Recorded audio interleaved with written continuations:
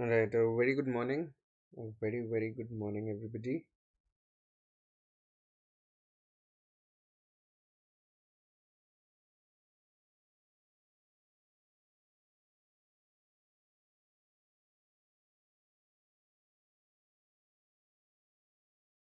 Right, so we are live. Yes, we are live. Cool.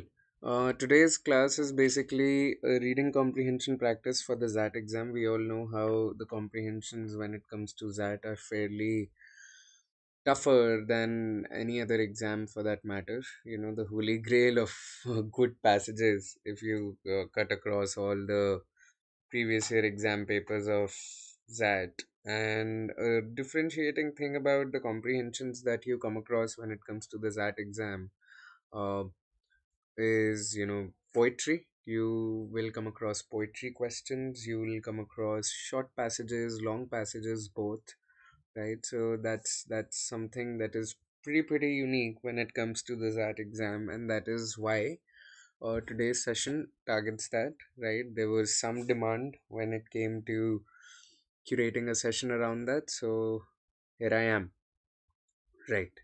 So let's look at that. Before we begin with the questions, as always, I would like to give you an introduction of the Unacademy platform. Unacademy is India's largest learning platform when it comes to preparing for any kind of competitive exam or any test preparation for that matter, even CBSE, ICSE at all, right? Uh,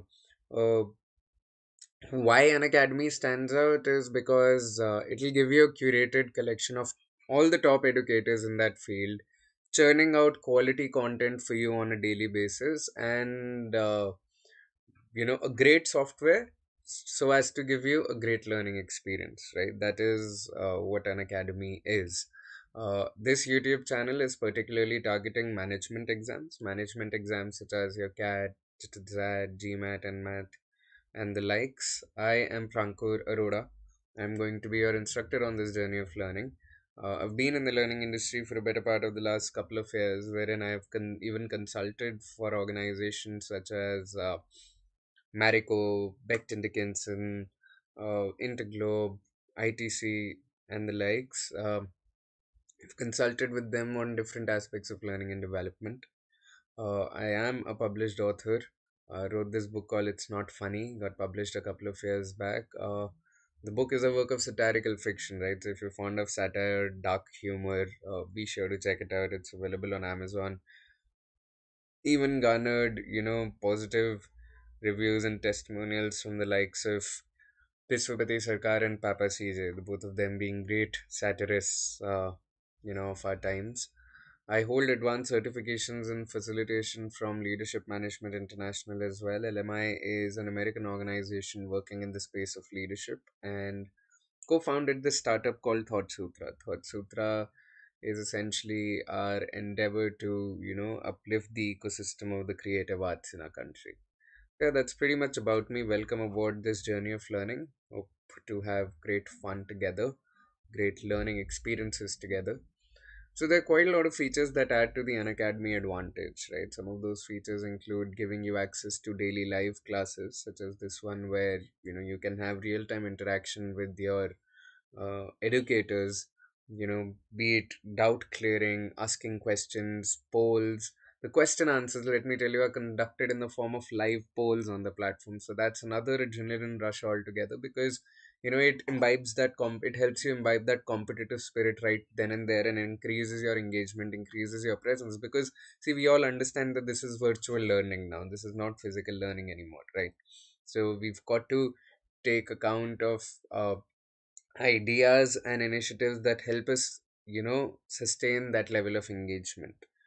All the courses on the platform are pretty much structured, and you can evaluate your performance with regular tests and quizzes as well. So the idea is that we conduct these tests and quizzes to help you develop perspective about where you are versus where you want to be in your learning journey. And with one subscription to the platform, you get access to all kinds of live and recorded courses that you can access from the comfort of any of your devices. These are some of the top educators on our platform. You can start learning from them for free, right? And then decide whether you want to enroll, to avail other key subscription benefits or not. new batches, new courses, they keep on going. Live language is never a barrier either. We've got educators teaching in vernacular languages as well. If you're not as comfortable in English, you might find somebody who'd be teaching in a regional language that you were brought up on. um, Now you design your own schedule. A very important thing is that you design your own schedule. You decide what are the kind of courses you want to enroll into, who are the educators you want to be learning from. So all that ownership is on you, right? And as I said, you can participate in all the live polls and compete for a place on the leaderboard, right? You'll also see that I'll be scribbling a lot of stuff on the class notes throughout the class, right? So all these class notes, along with the educator annotations, they're made available to you once you subscribe to the platform. Talking of subscription, you can clearly see that as the time period of the subscription goes up, the cost of the subscription per month goes down dramatically, right? And if you use my name Prankur, you will get an extra 10% off on any of the subscriptions that you go for. Though if you're preparing for next year, right, 2021, I would highly recommend at least a 6-month journey, so that you give yourself that gestation period in order to get comfortable with the subject, with the pedagogy, with the educators, right? So there's that. Let's begin with the first comprehension of the day now. So this is a poem, right?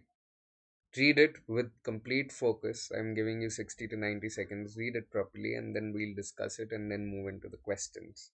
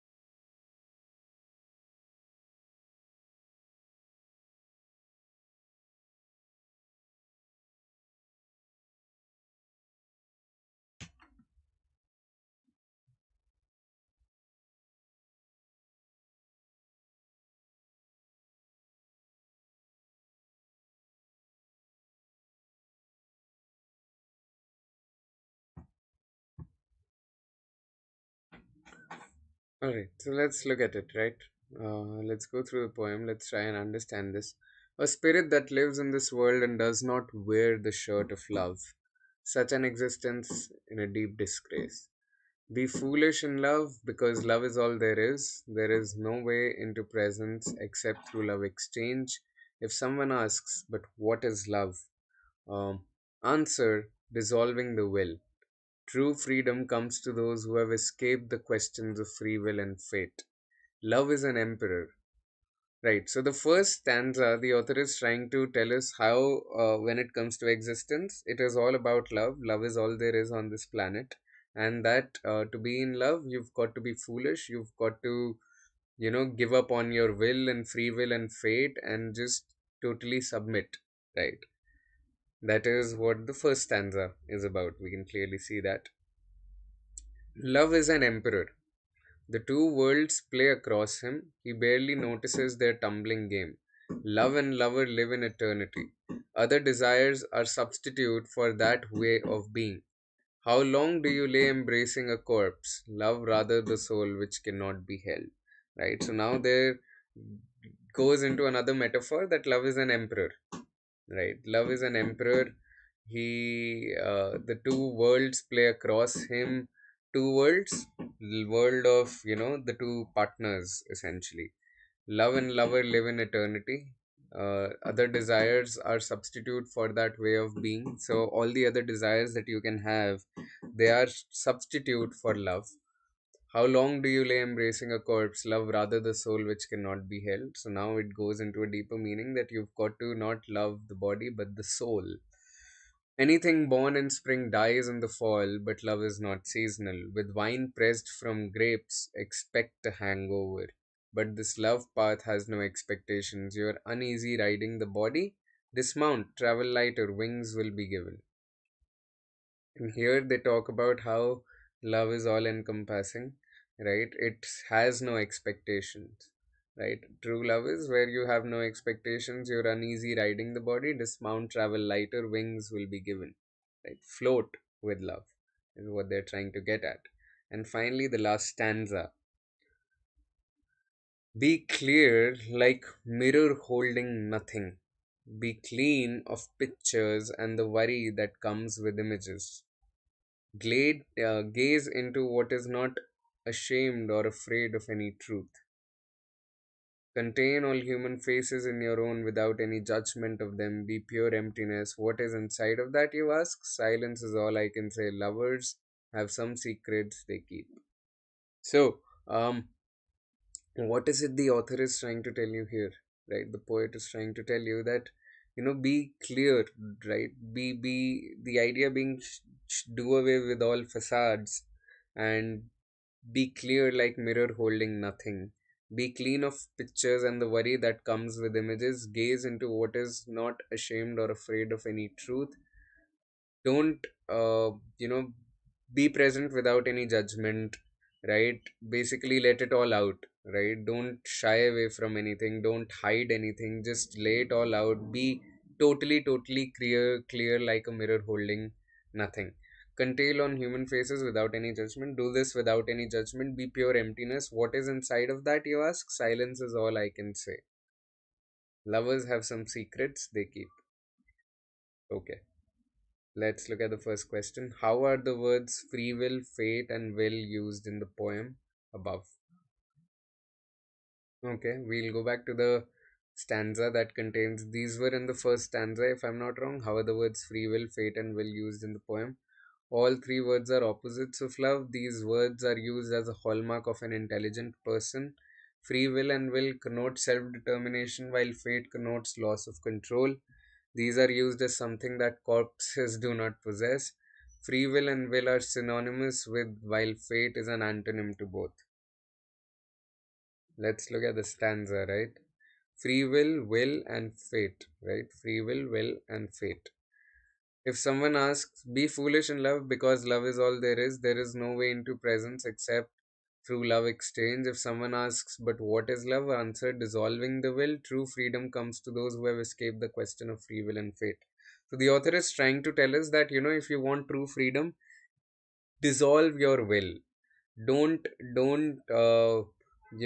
basically just give in. Just give in. Be foolish, give in, dissolve your will, do away with free will and fate and will, do away with all these concepts, because when it comes to love, you don't have to basically hinge upon these things, is what the author is trying to get at. So all the three words are opposite of love kind of makes a lot of sense. Are they used as a hallmark of an intelligent person? No, they be hallmark of a foolish and love person, right? Free will and will connote self-determination, while fate connote loss of control. Again, this is basically, now there you're trying to only look at the true meaning of the words instead of kind of looking at these words from the context of the paragraph, rather from the context of the poem. So you can eliminate options B and C. D, something that corpses do corpse अब तक mention नहीं किया. Free will and will are synonymous, while fate is an antonym to both. Again, uh, look at these words from the context of the poem, is what I will tell you. So there, when it comes to the poem, A makes a lot of sense, that these have been described as kind of opposites of love. That if you want to be in love, dissolve your will, give up on free will and fate. That is where true freedom lies. That is where you get foolish in love, right? So this was the first question. Hope you understood this. Let's look at the next one. Which of the following is the closest interpretation of lovers have some secrets that they keep?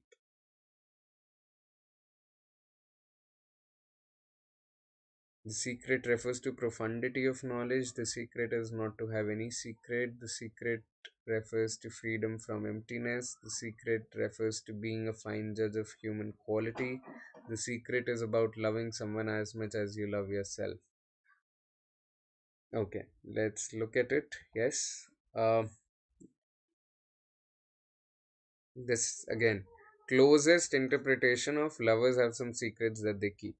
Right? Look at the last stanza.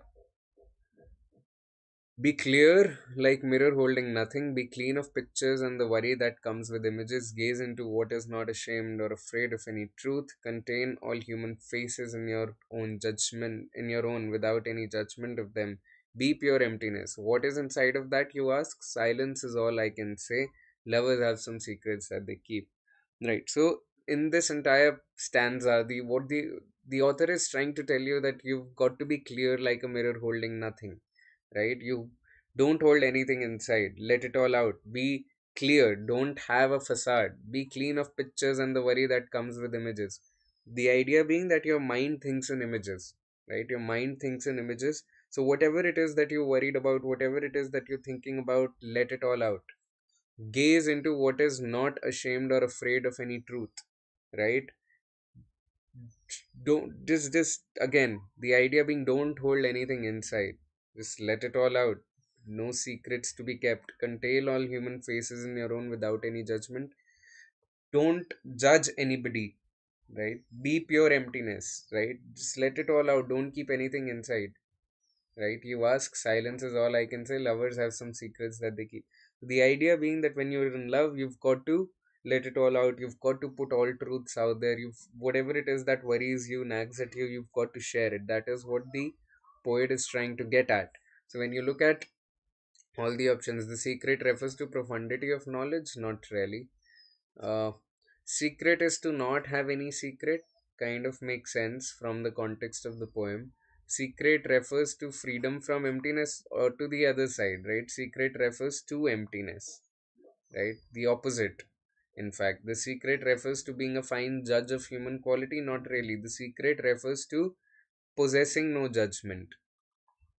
The secret is about loving someone as much as you love yourself. Again, this is not what the author is trying to get at.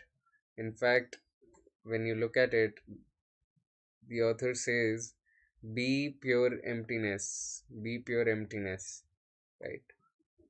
So, in that context, the secret is probably, in all likelihood, the secret is not to have any secret at all. That is what the author is trying to get at or propagate, right? Let's look at another comprehension. This is the first paragraph.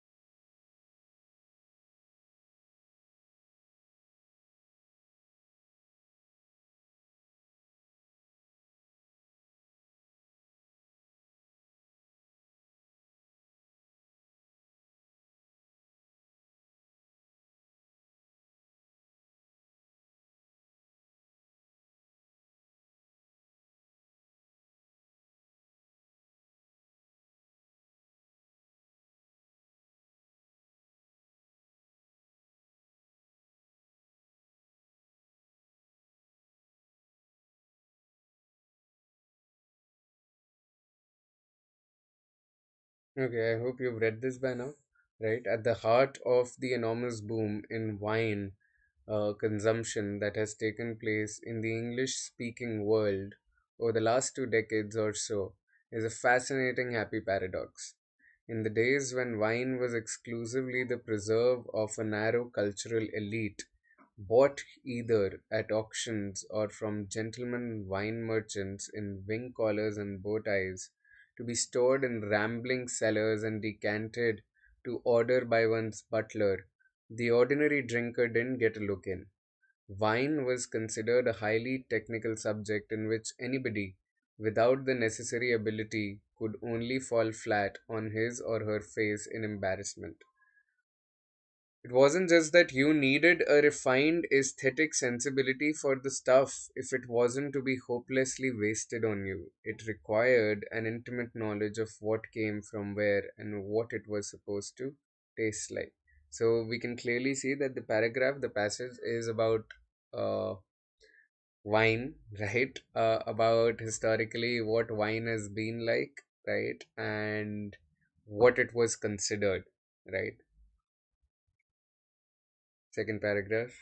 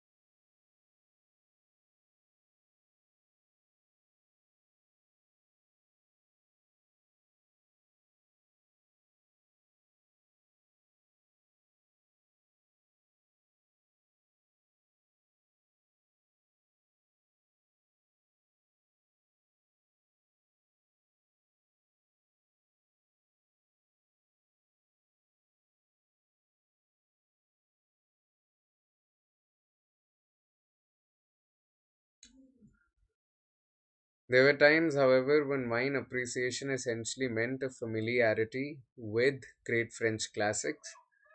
Wine appreciation is basically being kind of described here, where that, you know, what it meant was you appreciate great French classics with perhaps a smattering of other wines like sherry and port.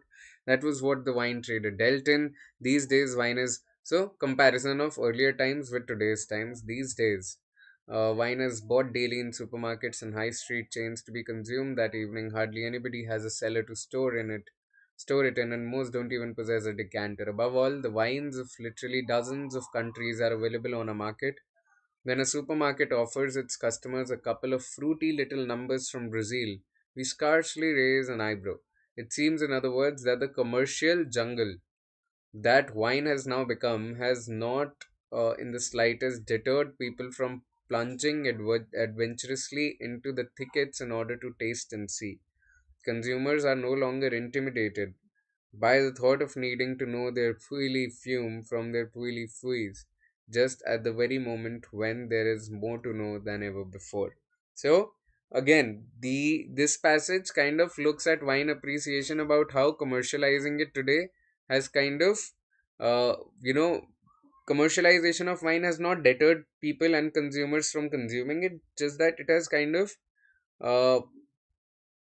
uh, they it has kind of basically taken a backseat when it comes to wine appreciation, right? You're a wine consumer now, but you don't appreciate wine. You don't even think about it in that sense anymore. That is what the author is trying to get at.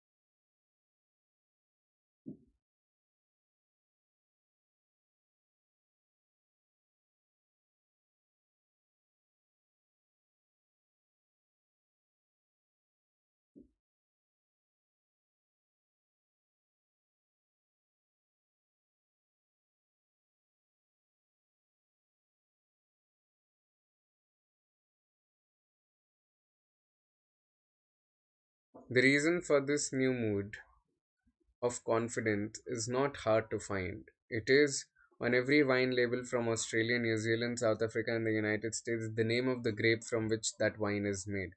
At one time, that might have sounded like a fairly technical approach in itself. Why should native English speakers know what Cabernet Sauvignon or Chardonnay were? The answer lies in the popularity that wines made from those grape varieties now enjoy. Consumer effectively recognize them as brand names and have acquired a basic lexicon of wine that can serve them even when confronted with those Brazilian upstarts. Here, the author is trying to rationalize the new consumer behavior as to why people are not bothered, because probably people have all the information that they need on the wine labels. Right? That is what the author is trying to rationalize this consumer behavior as.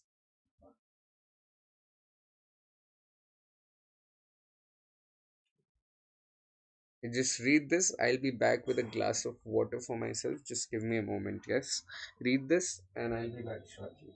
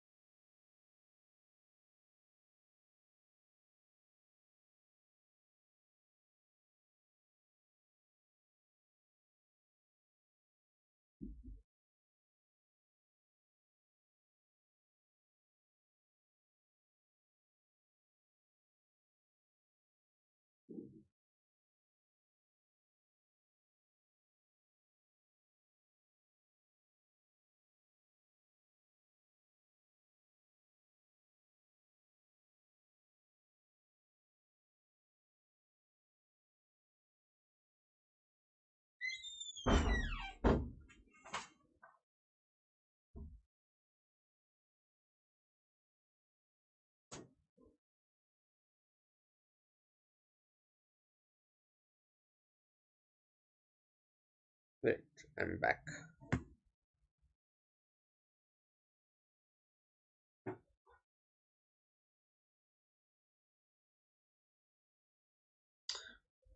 In the wine heartlands of France, they are scared to death of that trend, not because they think their wine isn't as good as the best from California or South Australia.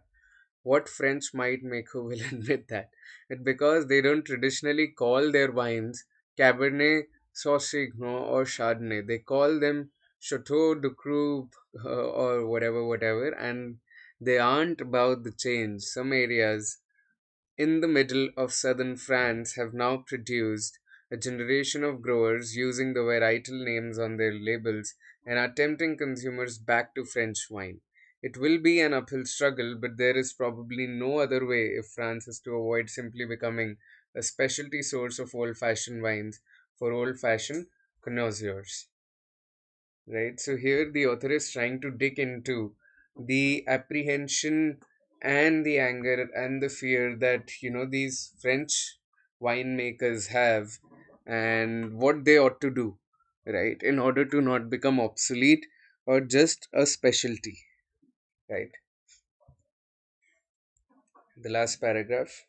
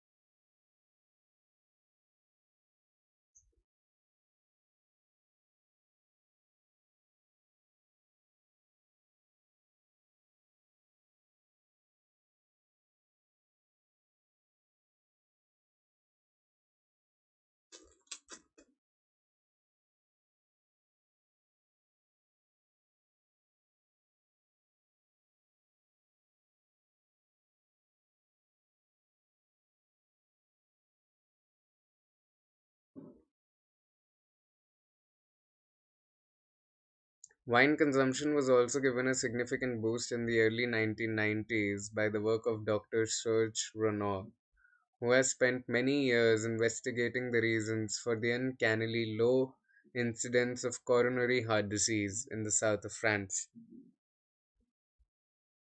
One of his major findings is that the fat derived cholesterol that builds up in the arteries and can eventually lead to heart trouble can be dispersed by the tannins in wine. Tannin is derived from the skins of grapes and is therefore present in higher levels in red wines because they have to be infused with their skins to attain the red color. That news caused a huge upsurge in red wine consumption in the United States. It has not been accorded the prominence it deserves in the UK, largely because the medical profession still sees all alcohol as a menace to health and is constantly calling for it to be made prohibitively expensive. Certainly, the manufacturers of anticoagulant drugs might have something to lose if we all got the message that we would be just as well by our hearts by taking half a bottle of red wine every day. And in this last concluding paragraph, the author is basically referring to the work of Dr. Serge Renaud, his findings of the tannins in red wine, how the US kind of adopted that research. UK, however, did not. And then there's a reason as to why in UK it did not happen, right? So let's look at the first question.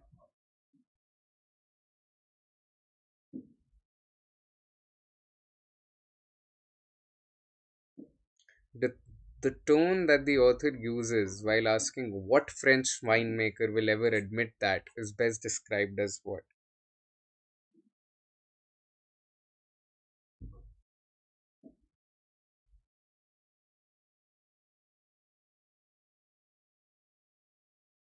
Right here, the author is basically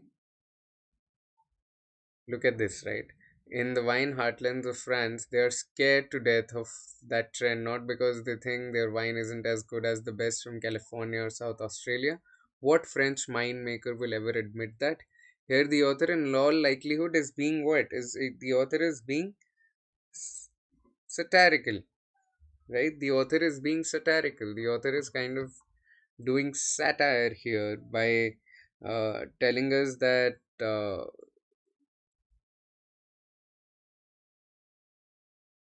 By it's not at all harsh, it's a little sarcastic, right?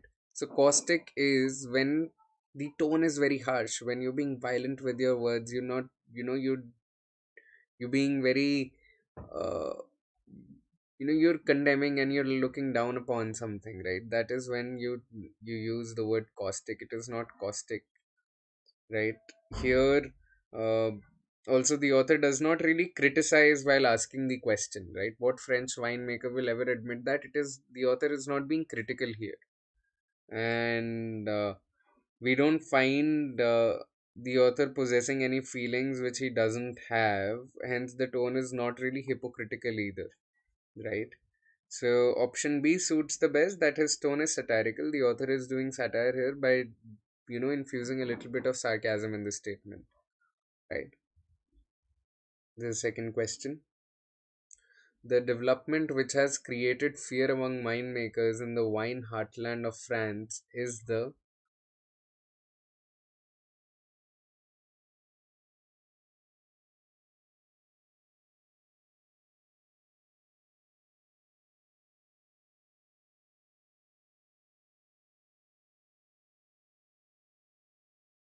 I'll take you back to the passage, right? I hope you've read all the options. Tendency not to name wines after the grape varieties that are used in the wines.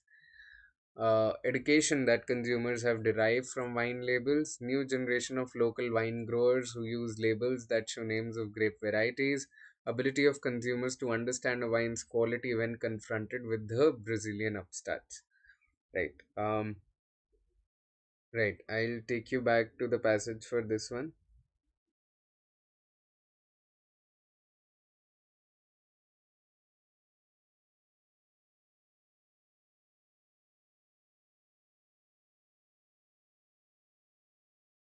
Consumer effectively recognize them as brand names and have acquired a basic lexicon of wine that can serve them even when confronted with those Brazilian upstarts in the wine heartlands of France. They are scared to death of that trend. What trend? The trend where consumer effectively recognize them as brand names and have acquired a basic lexicon. So the most appropriate option in that regard seems to be option B, where we are saying education that consumers have derived from wine labels from English speaking countries. Right? This is the trend that has created fear among winemakers in the wine heartland of France.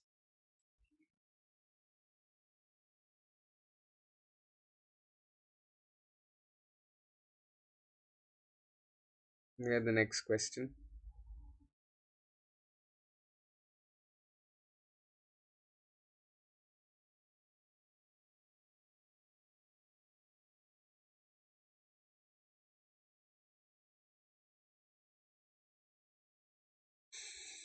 Which one of the following, if true, would provide most support for Dr. Renaud's findings about the effect of tannins?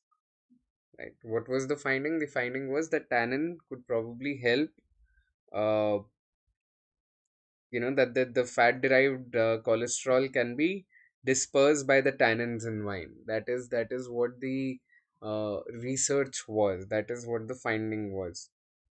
So if probably something validates this, one of the options validates this, then that would be the go-to answer for us.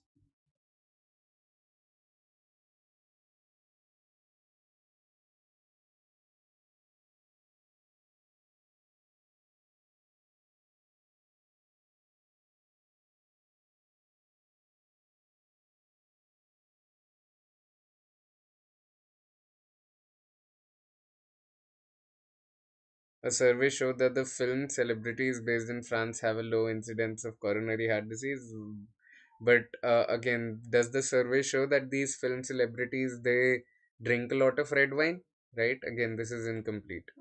Measurements carries out in southern France show red wine drinkers at significantly higher levels than white wine drinkers. This weakens it, right? This weakens our basis.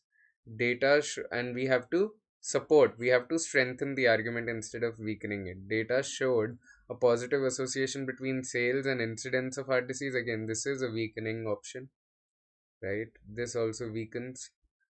So B and C are eliminated. D looks like the most viable answer option. Long-term surveys showed that the incidence of coronary heart disease is significantly lower in red wine drinkers than in those who did not drink red wine at all. So D is the best possible answer in this scenario. Let's look at another paragraph now.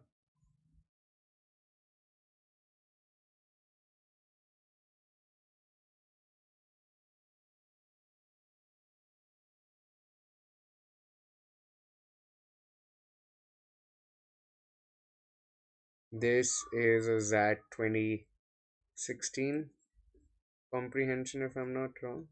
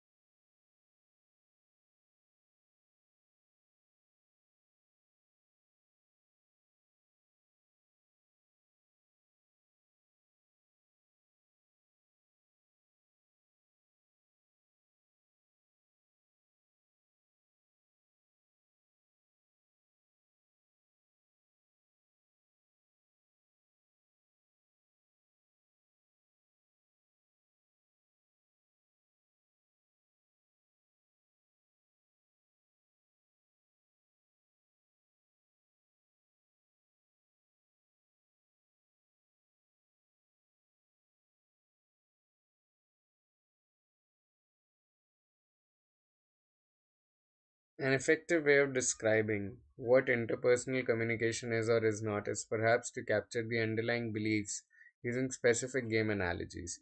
Communication as bowling. This is probably the first game analogy. The bowling model of message delivery is probably the most widely held view of communication. I think that's unfortunate. Now, this is the author's own sentiment, right? Author thinks that this is unfortunate. This model sees the bowler as the sender who delivers the ball, which is the message, as it rolls down the lane. Now, here they are describing the analogy as to why it is a communication model, right? As it rolls down the lane, clutter on the board makes noise, may deflect the ball is the message. Yet, if it is aimed well, the ball strikes the passive pins, the target audience, which with a predictable effect. In this one way model of communication, the speaker, that is the bowler, must take care to select a precisely crafted message, that is the ball, and practice diligently to deliver it the same way every time. Of course, that makes sense only if target listeners are interchangeable, static pins waiting to be bowled over by our words, which they aren't. Right? So, communication as bowling probably is the first model of communication, first analogy, right? And here it is described as, wait,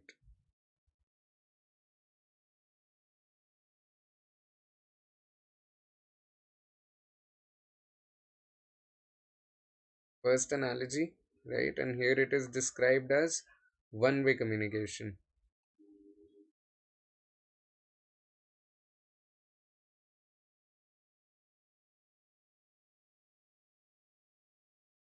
right? Let's look at the second paragraph.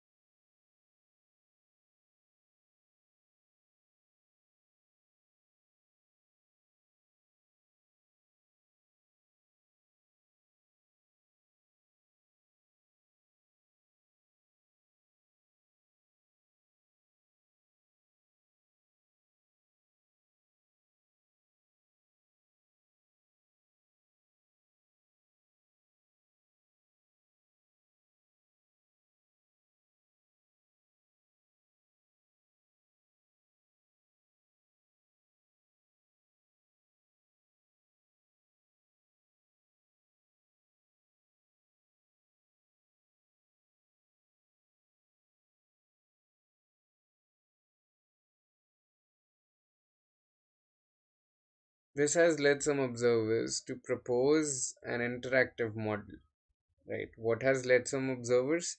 The idea of course, that makes sense only if target listeners are interchangeable static pins waiting to be bowled over by our birds, which they aren't. They're not static, passive observers. The audience is not always like that, and this has led some observers to propose an interactive model of interpersonal communication, that is, communication as ping pong, table tennis. Unlike bowling, ping pong is not a solo game.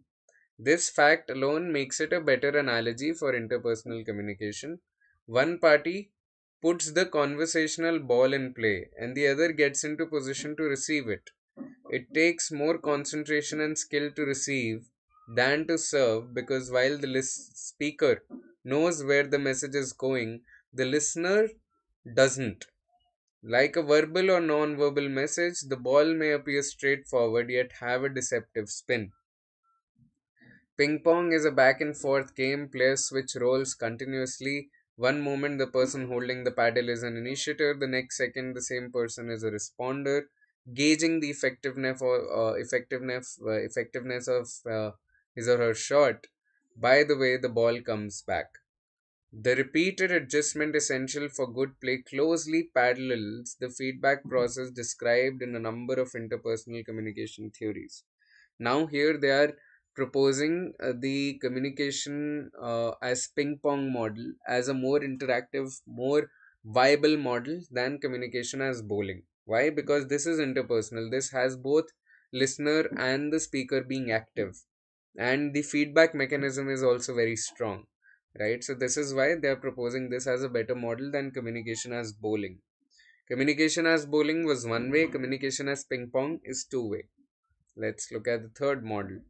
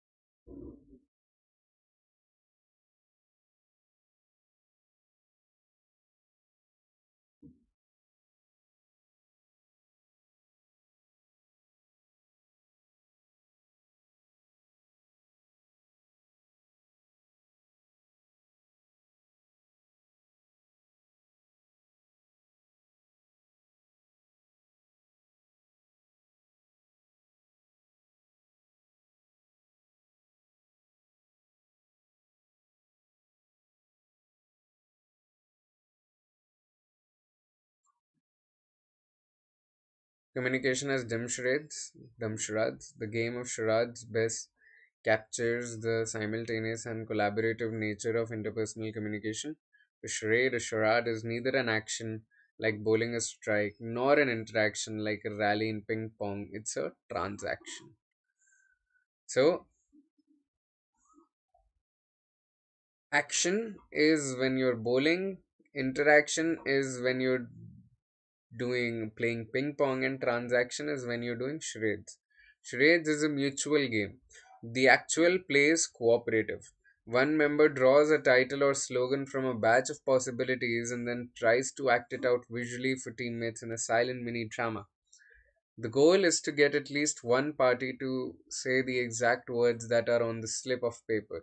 Of course, the actor is prohibited from talking out loud. Suppose you drew the saying, God helps those who help themselves.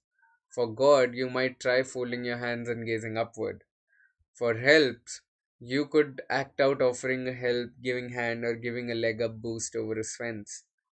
By pointing at a number of real or imaginary people, you may elicit a response of them, and by this point, a partner may shout out, God helps those who help themselves, which is success.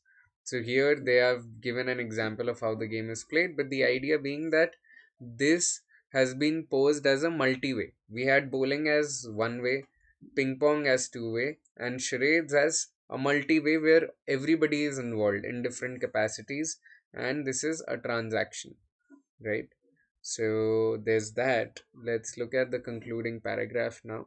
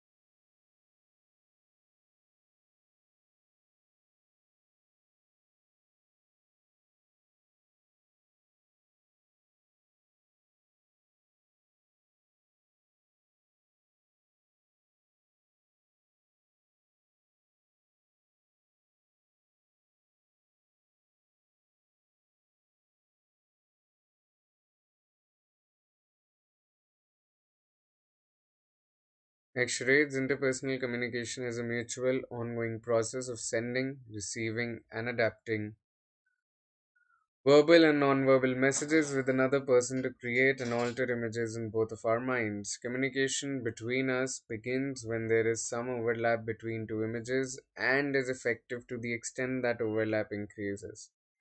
Again, read the sentence. Communication between us begins when there is some overlap between two images and is effective to the extent that overlap increases.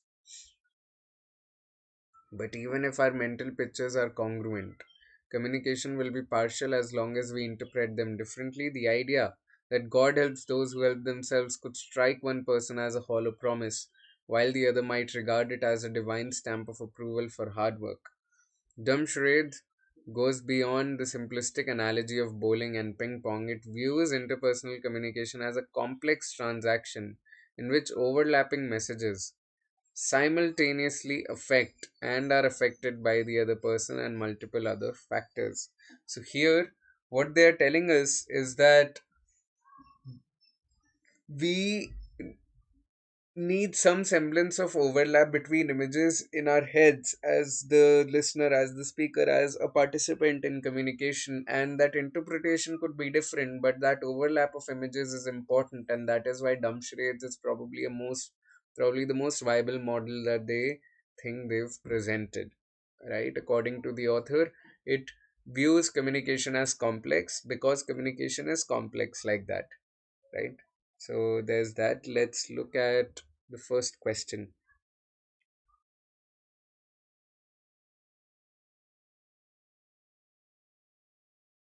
The meaning closest to interchangeable in the communication as bowling paragraph is what? I'll take you back to the paragraph. Let's look at the options first. Complementary, contiguous, conforming, compatible, comparable.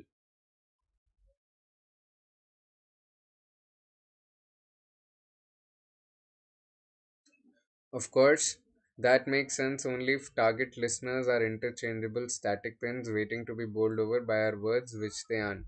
Interchangeable static pins may they presented audience as static, right? Audience was static.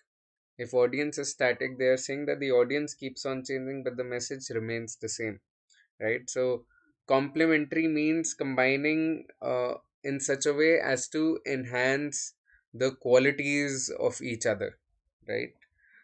Contiguous means sharing a common theme, a common thing that is contiguous, right? And to conform is to kind of comply with rules, right?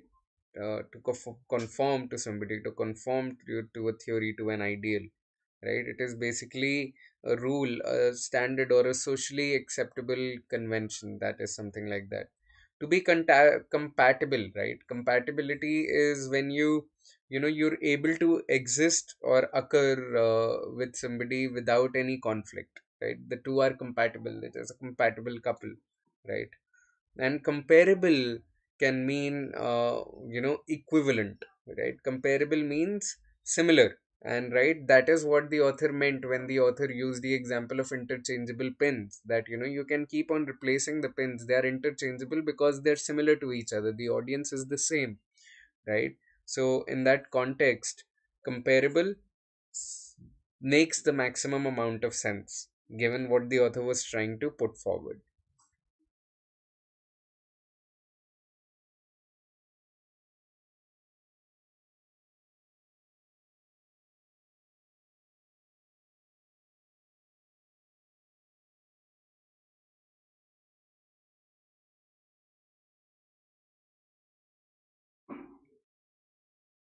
Which of the following options is the closest to the necessary condition of communication? Closest to the necessary condition of communication.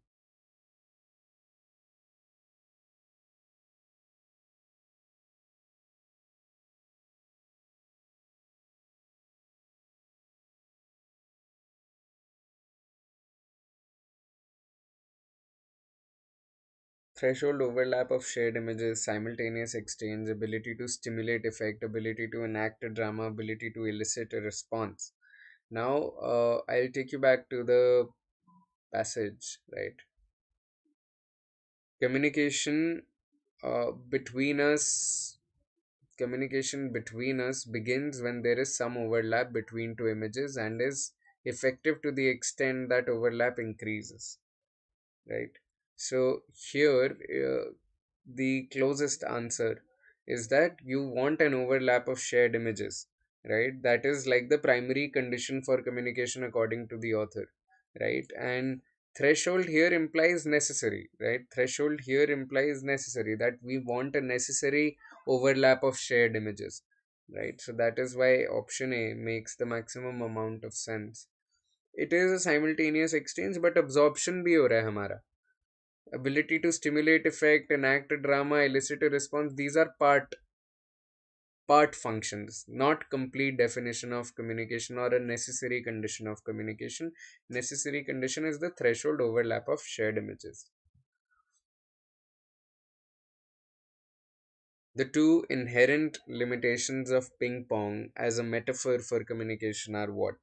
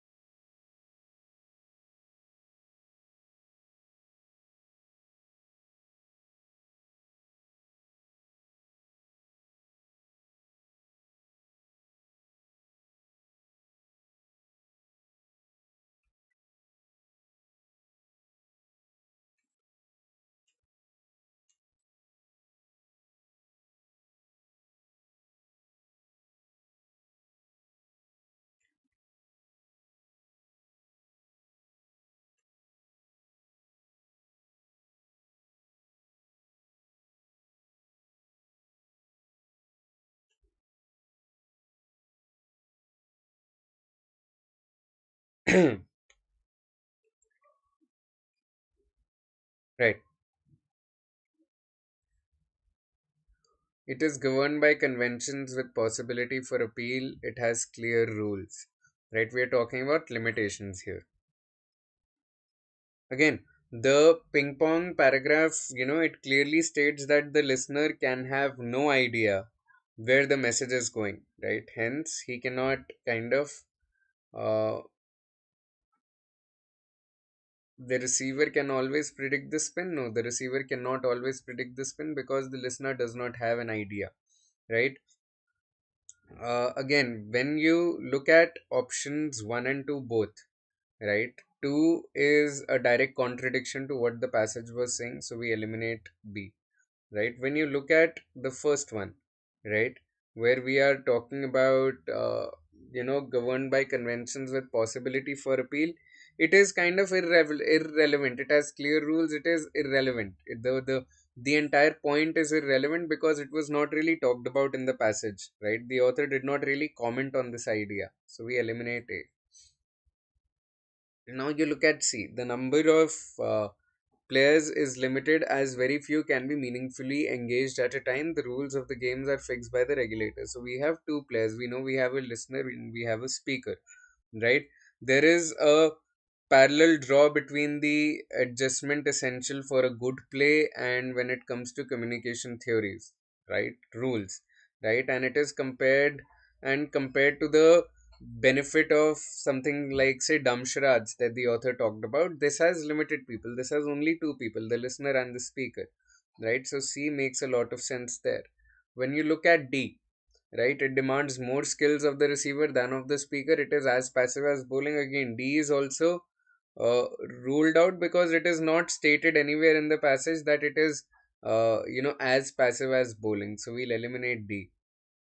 Real life communication is like dumshrats with multiple players. There are multiple balls used in dumshrats. E is not about limitations of E is not about dumb charades, but it is about limitations of ping pong. So we rule out option E as well. C makes the maximum amount of sense in that regard, right? Let's look at the next question. Action, interaction, and transaction is closest to what?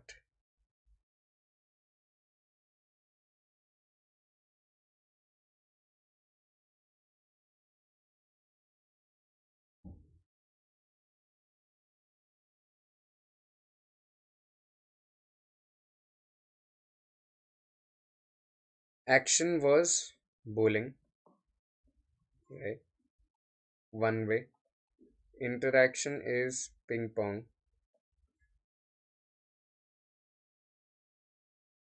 and transaction is basically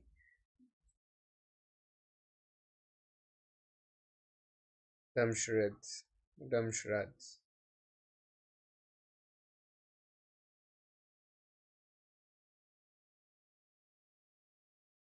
Bowling is only stimulus, right? That it is action. Ping pong is two-way, right? It is interaction. And Damshrad is transaction because it is a cooperative play between many teammates, right? Cooperating play between many teammates. So by the same logic, when you look at all the options, the most viable option we have to pick out, and I'll give you another 30 seconds or so before we discuss the answer.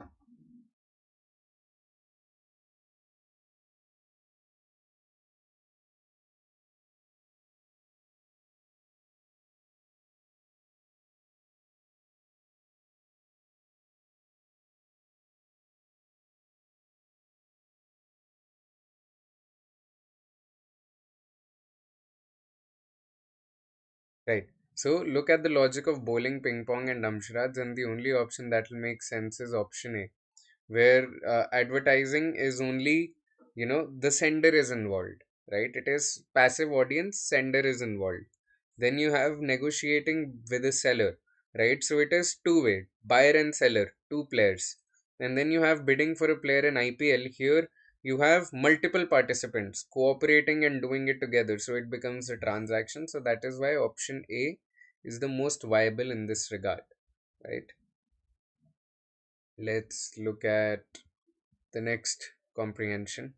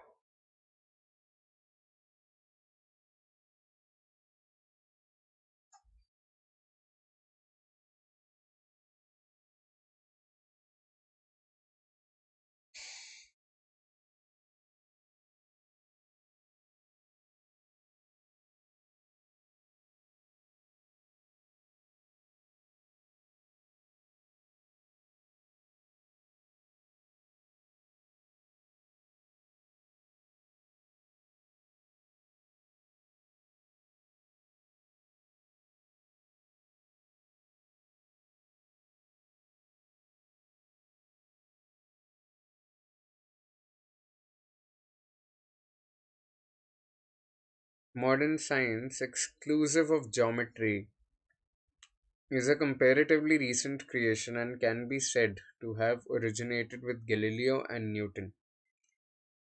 Galileo was the first scientist to recognize clearly that the only way to further our understanding of the physical world was to resort to experiment. However obvious Galileo's contention may appear in the light of our present knowledge, it remains a fact that the Greeks, in spite of their proficiency in geometry, never seem to have realized the importance of experiment. To a certain extent, this may be attributed to the crudeness of their instruments of measurement. Still an excuse of this sort can scarcely be put forward when the elementary nature of Galileo's experiments and observations is recalled.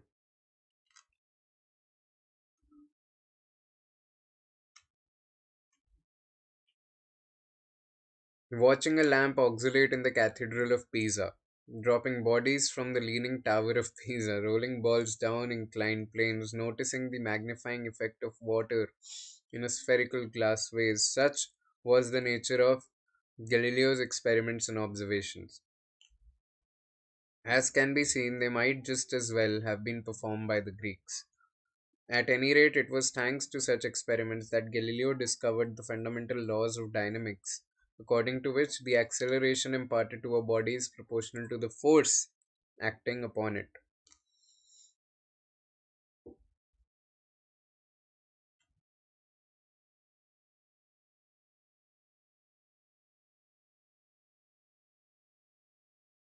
Right? So, force is proportional to acceleration, is what they're ending the paragraph at. And we can clearly see that the passage is essentially about how Galileo was like a pioneer in terms of experimentation, and that was not what the Greeks were. And that modern science is basically it is said to have originated with Galileo and Newton. Right? That is what the first paragraph is trying to tell us. Next paragraph.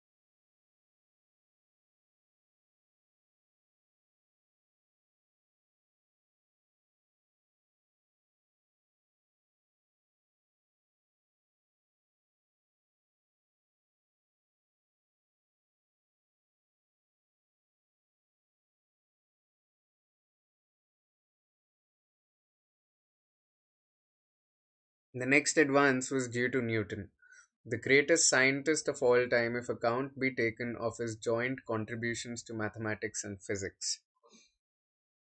As a physicist, he was of course an ardent adherent of the empirical method, but his greatest title to fame lies in another direction. Prior to Newton, mathematics, chiefly in the form of geometry, had been studied as a fine art without any view to its physical applications other than in very trivial cases. But with Newton, all the resources of mathematics were turned to advantage in the solution of physical problems. Thenceforth, mathematics appeared as an instrument of discovery, the most powerful one known to man, multiplying the power of thought just as in the mechanical domain of the lever multiplied our physical action. It is this application of mathematics to the solution of physical problems, this combination of two separate fields of investigation, which constitutes the essential characteristic of the Newtonian method. This problem of physics were metamorphosed into problems of mathematics. And here they are talking about Newton's contribution in this very paragraph about how he took a very mathematical route to anything and everything. Right. This is what the second paragraph is basically trying to get at. Let's look at the third paragraph.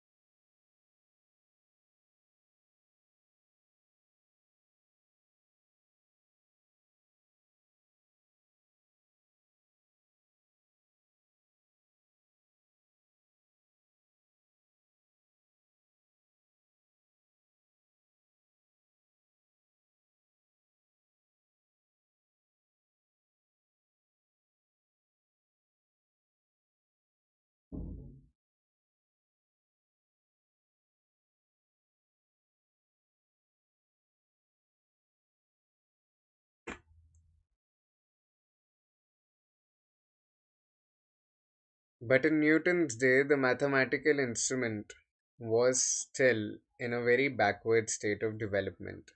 In this field, again, Newton showed the mark of genius by inventing the integral calculus. As a result of this remarkable discovery, problems which would have baffled Archimedes were solved with ease. We know that in Newton's hands, this new departure in scientific method led to the discovery of the law of gravitation.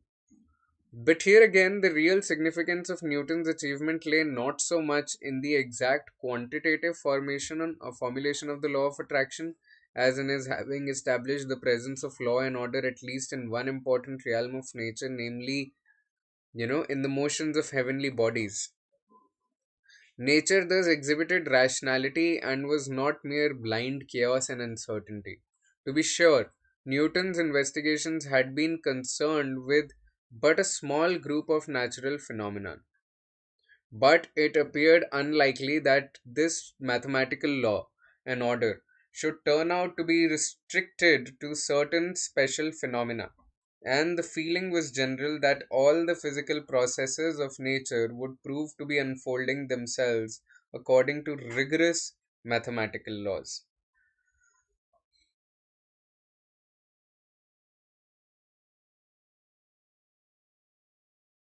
So here they are again, developing upon Newton's point of view, Newton's perspective, and how, how and what his contribution was so significant, right? Was so significant. To be sure, look at this line. No, to be sure, Newton's investigations had been concerned with but a small group of, and then they are trying to draw, about how the trying to draw an inference about how Newton's contribution kind of made sense of why things happened in nature and how things happened in nature, right?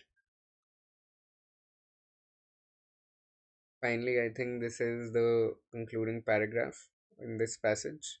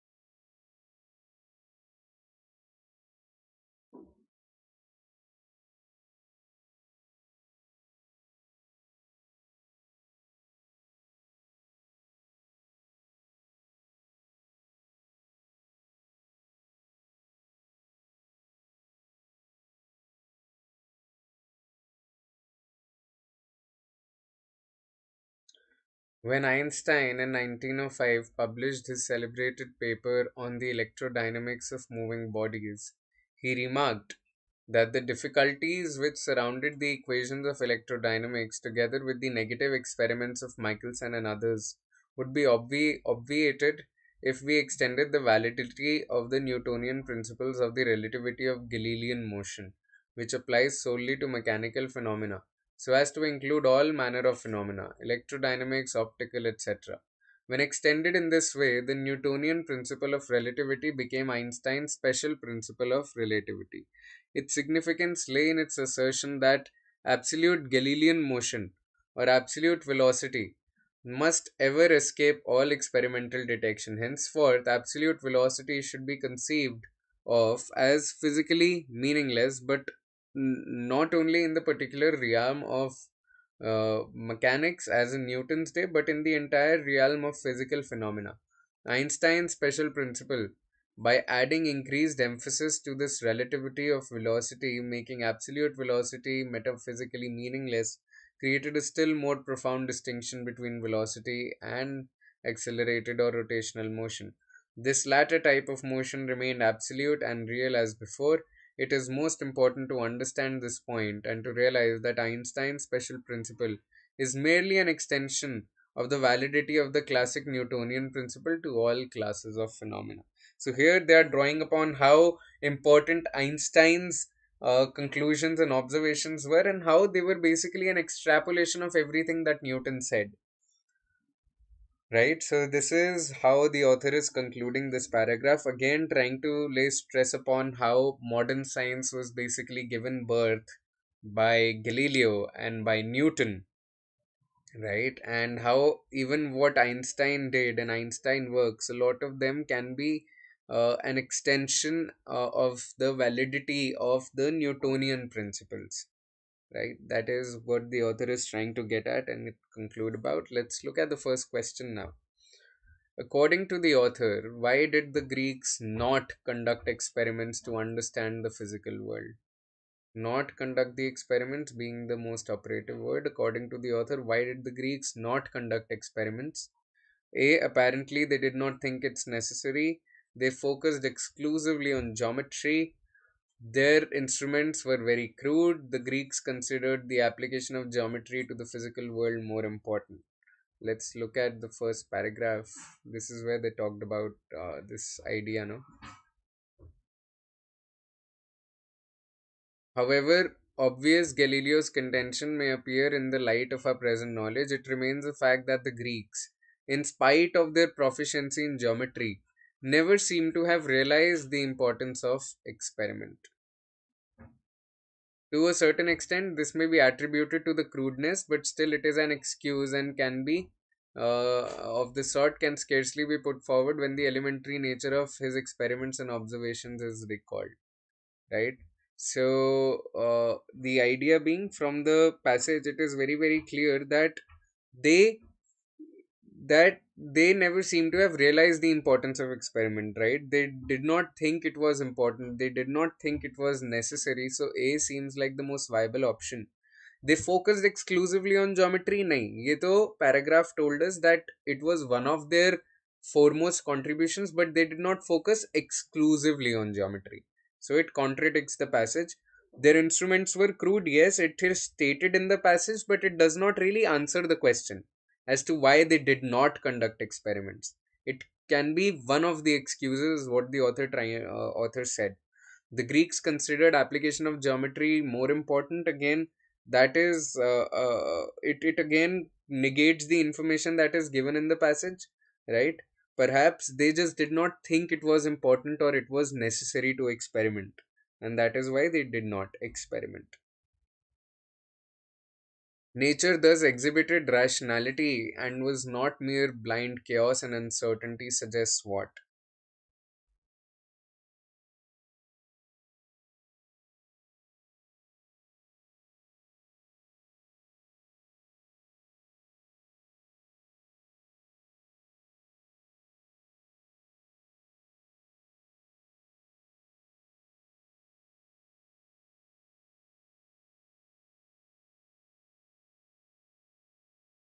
Right.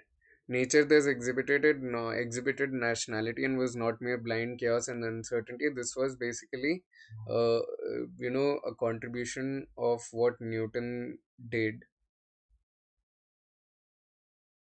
Right. Nature thus exhibited rationality and was not mere blind chaos and uncertainty. Look at the line before this and the line after this. But here again, the real significance of his achievement lay not so much in the exact quantitative formulation of the law of attraction, as in his having established the presence of law and order at least in one important realm of nature, namely in the motions of heavenly bodies. Nature thus exhibited rationality and was not mere blind chaos and uncertainty. To be sure, Newton's investigations had been concerned with but a small group of natural phenomena, but it appeared unlikely that this mathematical law and order should turn out to be restricted or certain special phenomena, and the feelings was general that all the physical processes of nature would prove to be unfolding themselves according to rigorous mathematical laws, right? So the author says this, um, and when given this all context, right? When you look at all the options, problems that had baffled scientists were not really problems. No, this is not what the paragraph or the context was about. Only a small group of natural phenomena were chaotic. No, they were saying that all could be explained using rigorous mathematical laws. Physical phenomena conform to mathematical laws. Yes, this is what the author was trying to get at. Natural phenomena were evolving towards a less chaotic future. Again, less chaotic future is just irrelevant. C is making the most sense, that they were trying to explain how Newton's experiments and Newton's mathematical laws would basically go on to explain a lot of what we could observe in nature. Newton may be considered one of the greatest scientists of all time because he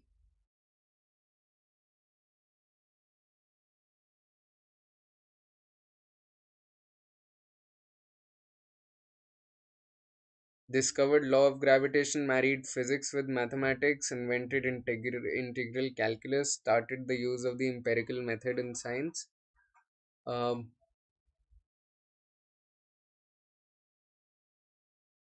Look at this, no? The greatest scientist of all time, if account be taken of his joint contributions to mathematics and physics. Married physics with mathematics is why Newton can be considered one of the greatest scientists of all time. A very direct question.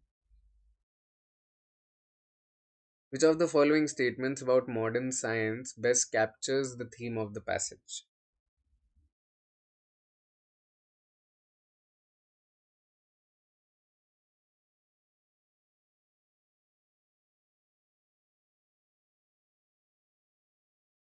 Modern science rests firmly on the platform built by the Greeks? Not really.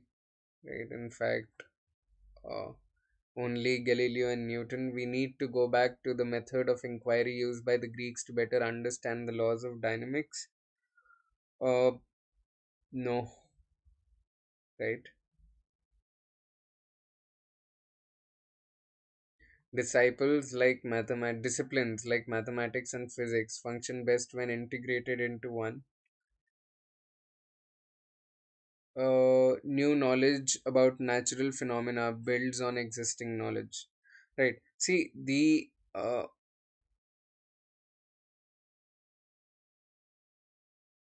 disciplines like mathematics and physics function best when integrated into one. See,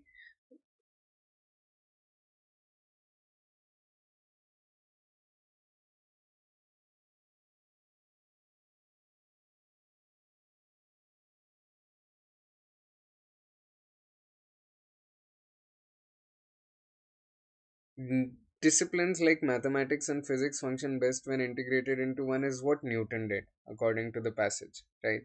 But was it because of which he was called the greatest scientist? But is that the theme of the passage, right? New knowledge about natural phenomena builds on existing knowledge. Probably, when you look at this idea, when you look at the idea that Einstein's special principle is merely an extension of the validity of the classical Newtonian principle to all classes of phenomena. This agrees with the saying that new knowledge about natural phenomena builds on existing knowledge. So Einstein's ideas built on what Newton had already talked about and discovered and concluded upon. Right? So the author says that Einstein's principles are merely an extension of the classical Newtonian laws. So that kind of is in sync with option D, which says new knowledge about natural phenomena builds on existing knowledge. This statement of modern science best captures the theme of the passage. The significant implication of Einstein's special principle of relativity is what?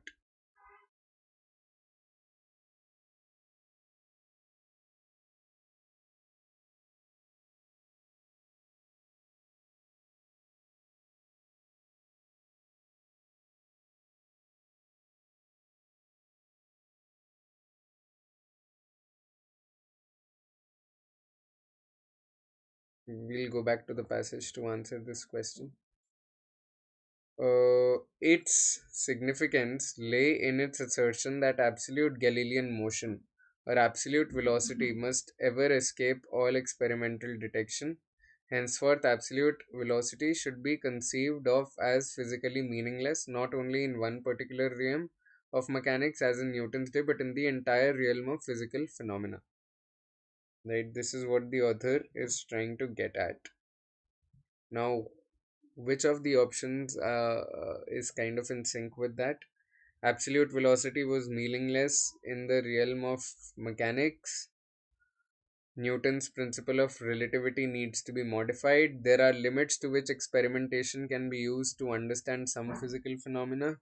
It is meaningless to try to understand the distinction between velocity and accelerated or rotational motion. Right.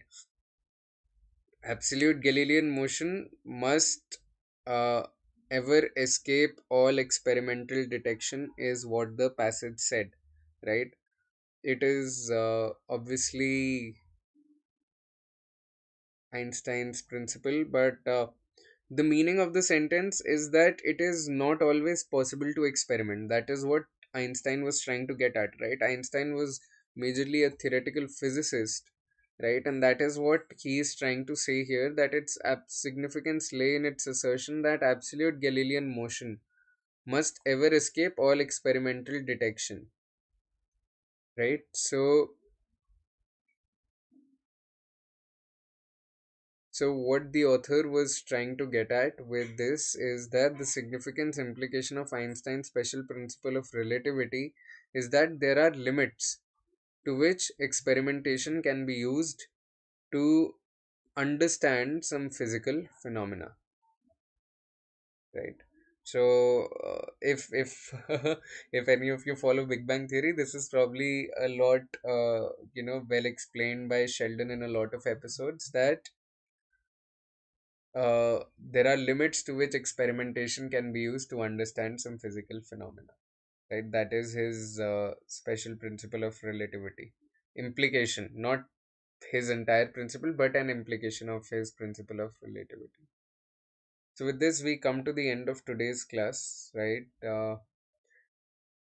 Hope you had fun solving all these comprehensions. Multiple passages, multiple themes we kind of looked at. We did poetry, we did science and technology, we did arts with that passage on communication, and yeah, so we covered quite a range of topics today, right? Hope this helps you, and I'll be back again soonly with another another class, another video, another set of questions curated to XAT exam. Mainly in that one we'll focus on verbal ability and a little less on comprehension. And you can, check this space out for more classes pertaining to the impending SNAP exam as well. So, yeah, with that, I'll bid you goodbye right now. Stay safe, stay strong, and stay mellow.